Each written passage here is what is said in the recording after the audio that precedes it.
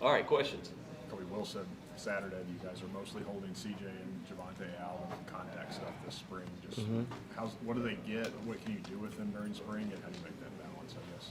Well, we're doing a great job of training their eyes and their mind in the meeting rooms, making sure they know all the signals, and then understanding where they need to be and where they fit in the passing game, and understanding how we're building angles for them in the run game. So they do a good job of that, answering questions in the meeting room. Obviously, they're not out there on the field, but their leadership shows up in the meeting room and is great for the other guys in the room. What was it about CJ and Javante? Obviously, they were playing at a high level at some times at their old school, but what really stood out to you from them on film, and why was it so important to bring them here to Lexington? They're Florida boys. They're both from Florida. Javante was a guy that I really wanted when I was at Arkansas before I was able to get Mike Washington. He was a guy I was really high on. Obviously, he stayed. So as soon as I saw that he went in the portal, I went on attack mode. I think he's a great player, has a lot of talent. I just want to polish him up a little bit so he can go get an opportunity to play in the NFL. And CJ is one of the top running backs coming out of high school, performed well in the SEC, and when you got an opportunity to get great talent like that, you go and get it. So I'm excited about both of those guys. They have experience in the SEC. They have maturity in the SEC. They've been a part of two top programs in this league, and we need their leadership. We need their experience, and we need their mindset. CJ, when he came back from his injury at Texas, could you tell a difference? Was there rust? Was there any lingering effect from that, or is he, the same guy he was, I guess? Before? Yeah, he'll be the same guy. He'll be the same guy. I got a great relationship with the strength coach there. Met him a couple years ago at a friend's wedding, so we became close. Getting to know CJ and learning about his history, injury, everything's clean, everything's good. Just got to get him on the field, and once the fall camp come, with CJ and Baxter out, CJ out there and Vontae out there, we're gonna be rocking and rolling. JP's done great for us. Even with Martell's coming over, he's done well for us, and Deuce is getting better every day. Generally speaking, I mean, there's not a whole lot of tackling in spring practice, and breaking tackles is a big part of your position. So what are things that you look for to know that these guys are moving in the right direction? The drills that we do, they're showing up in times that we would break tackles in those situations. So just got to do a lot of drill work to build that drill work in them so that it transfers to the game. I noticed you're rocking cleats. Is that a normal move? Yes, I'm 41, can't move like I used to, but if I got to jump on somebody for a correction, I want to be able to get there and have great grip, because that grass is slippery right there. So without cleats, I don't want to end up on the ground and on the injury report. How long did it take you to get used to wearing blues? My high school colors are the same color, so I'm good with it. It seems like practice is just so high energy and there's a lot going on. How much of an adjustment is that for you to see Stein and how he's developing practice for spring? Oh, I love it. I love it. There's no dead time. When we were doing our winter workouts, that was the emphasis, was transition, and so that's why we're running from drill to drill. And the environments that we play in are going to be loud, so we have to be able to learn how to operate and function with effectively in those periods. So in order to do that, you have to create that at practice. I mean, you spent a lot of time with Coach Petrino throughout your coaching career, but you also had 3 or 4 years in the NFL. What did you gain from that NFL experience? It was all ball. And I learned how to truly evaluate players. I was responsible for the back end of the running backs while I was at Miami, and through that evaluation, we had to find guys that could really make a difference on our team, especially in the special teams part of the game. So when you do that, you learn how to truly evaluate. You take away all the stars and just look at the person, look at his skill set, look at the value that he has. It makes you a better coach when you go out to recruit.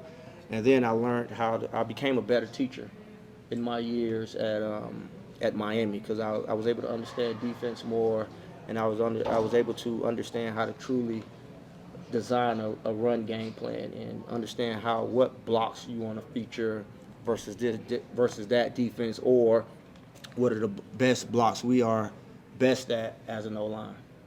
What stood out about Martell's to transfer him over to the running back position? Just his skill set, just his when we watched him catch punts, his movement skills, we were like, man, he can play running back. He can play running back. So with the other two guys not on the practice field, this is a great opportunity for him to showcase his skills. And he's a playmaker. He's done well in high school after going back and watching his film. So why not give him an opportunity to come out and be a playmaker on both sides of the ball?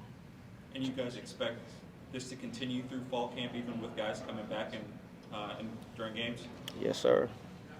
And then maybe not a lot of people talked about Mike Washington last offseason, but we obviously saw what he was able to do at Arkansas, potentially, first round, second round, third round type of guy. Do you see someone kind of similar to him in this running back room? I do. And There's one of the running backs in the room. But yes, I do. Jason Patterson, he's flashed through his first 2 years. What do you like about his tape that he's put out so far, and what does he need to kind of build on? He's smart. He knows all the signals. He can get lined up on his own. But he has to work on his strain and finish. I'm harping on him about that. I got to see more. He has to push himself in order for him to get better. He doesn't know how good he can be unless he gets right there to the edge and then go past that edge. That's what we're stressing to him. And hopefully if he watches this conference, he will see that what I'm saying in the meeting room, I'm saying it now, and it's not nothing new for him. He knows what he has to do. He knows what I'm expecting from him, and I want him to show that he can do it. Kentucky under Mark Stoops was really known for their running game. What are you hoping to establish in your first year here with the Wildcats? I want to be the heartbeat of the offense. I want the offense to center around us. I want us to be effective. I want us to average 4 or 5 yards per carry. I want to be able to have a 80% or better in short yardage situation. I want to be able to score red zone touchdowns and be effective. I want the defenses that we face every year to know that they got a game plan for our run game. Obviously, running back or the running game and the offensive line go hand in hand. What have you seen so far through spring practice from Coach Cutter and the group with the rest of the big fellas? Love his energy. I love how he teaches. I love how he works with his O-line, and I see great movement up front. Great movement up front. In order to have a strong running game, you got to get movement from your guys up front, and we're doing a great job of controlling the line of scrimmage. Obviously we know that Will Stein's known for fun, high-scoring offenses. Does it make it easier on you guys in the running back room when you also have a strong pass game? Does that make it easier to establish the run game at times as well? Yeah, you want to be effective in all phases. You want to be able to run the ball, throw the ball, play action the ball, and execute screens. So I think we'll be able to do all of that. Now we're still a work in progress. Everybody's getting to learn, know each other, learn each other. We're working on that, and once we go through the install again over the summer and in fall camp, and we be closer as a staff, and we become closer as a team, and we become closer as an organization, you guys like what you see. When everyone's healthy back there, what kind of variety of running styles do you have in this group? We could do it all. We could do it all. Important at this level is just to have a rotation in that position. Obviously, guys get banged up, not to kind of lean on one guy for 200 carries or whatever it may be.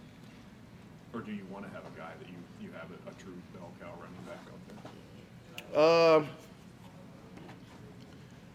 I want everybody to shine. I've been in the backfield before where when I was a player, we had 4 guys get drafted out of that room, and that's what I expect to establish here. Couple more.